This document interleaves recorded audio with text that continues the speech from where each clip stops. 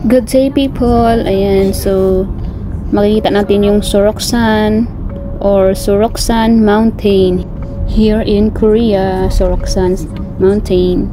By the way, nandito pala kami sa kabila, so yung view deck na talaga is doon sa kabila pa. So dito tayo dadaan guys, or dito kami dadaan ngayon pauwi sa aming bahay sa another town. So makikita namin yung ganda ng view ng Soroksan. By the way, ito yung pinaka-famous na mountain here in Korea. So world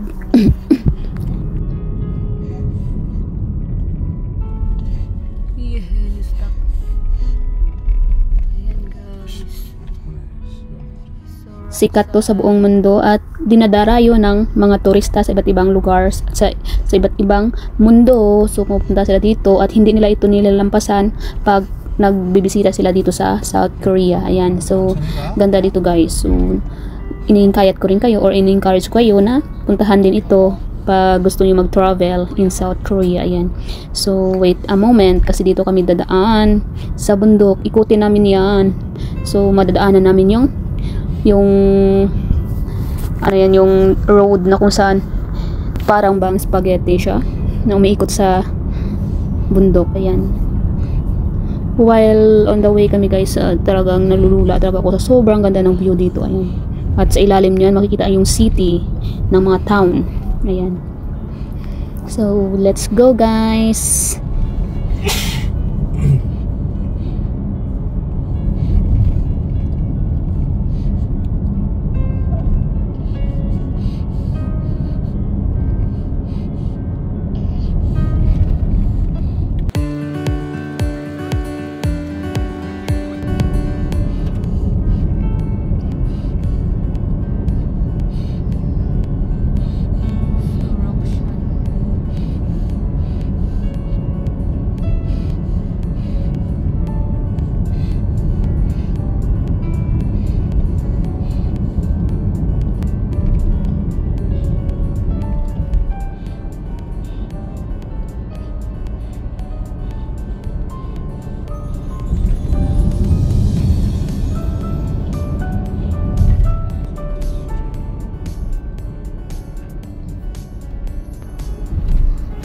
Sobrang ganda talaga guys ng aming dinaanan ngayon, way pa uwi.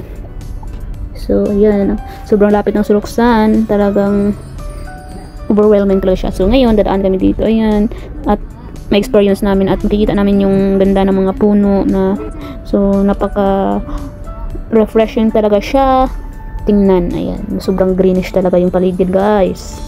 Yan yung daan namin, curving talaga yung daan, my gosh, around the mountain. Ayan. Pero naman sulit kasi nga talagang zoom na zoom yung Soroksan Mountain. Ayan. So talagang napasigaw ako dito sa daan at yung takbo ng husband ko sa kanyang sakyan ay sobrang bilis pa.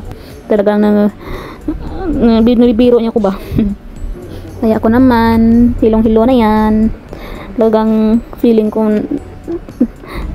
ba na nervous kasi nga yung daan nga guys, tingnan mo lang, walang straight talaga, ikot na ikot sa bundok pero at least naman fresh air naman dyan. So inopen ko yung window para naman makalanghap ng 100% na sobrang linis na hangin. Charot.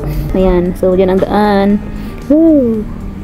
Grabe talaga yung daan dito guys, pero sulit naman pag ma-experience mo to ba.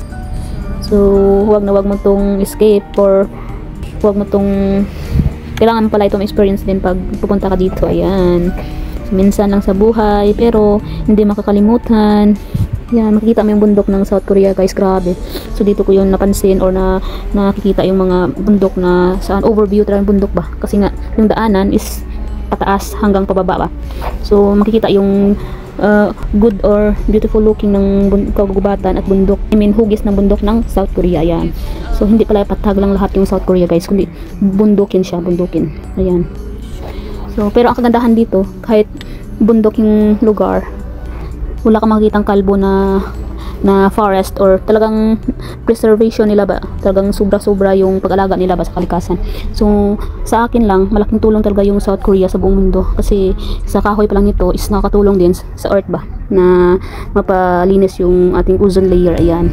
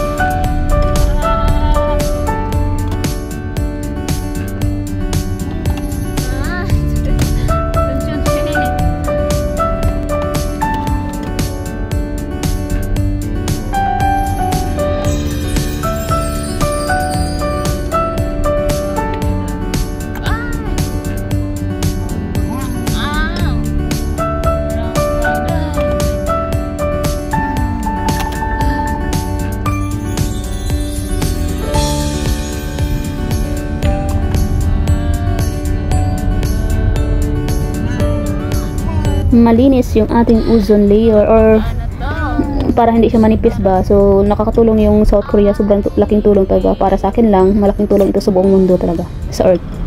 Ayan. So ngayon, yan, tingnan niyo naman guys yung kalikasan. Ayan, dito pala guys, meron kami nadaanan. Sobrang ganda nito, looking siya, good looking talaga yung mga tindahan or stores sa gilid ng kalsada sa ilalim ng mountain ba. Sobrang good view siya pag sumasakay ka. At ito naman yung windmill nila guys. Ayan, sobrang ganda talaga siya, zoom in talaga siya. Tapos pag nandito ka talagang malapit ba. Pero mas maganda pala doon sa kabila sana kung doon pumunta kami doon, kaso nga lang hindi kami pumunta eh. So kabilang banda kami dumaan, kumbaga pauwi na kasi kami. So next time babalikan natin to. Ayan. So ngayon, wow, sobrang linis ng paligid dito guys. Ayan, parang 100% yung ganda ng air ba, yung kasi dahil sa mga puno. Ayan, sana all, diba? Sana all may ganyan sa Pinas. Ayan, merong tunnel sila guys din. Kaya ang sabi ko noon ay may past na vlog. So dito yung transportation nila para yung lusot ng road nila is talagang underground talaga siya sa tunnel to preserve the mountain in the shape of the mountain. Ayan. So let's go guys. Thank you for watching my vlog and hope you will continue to follow my page and subscribe.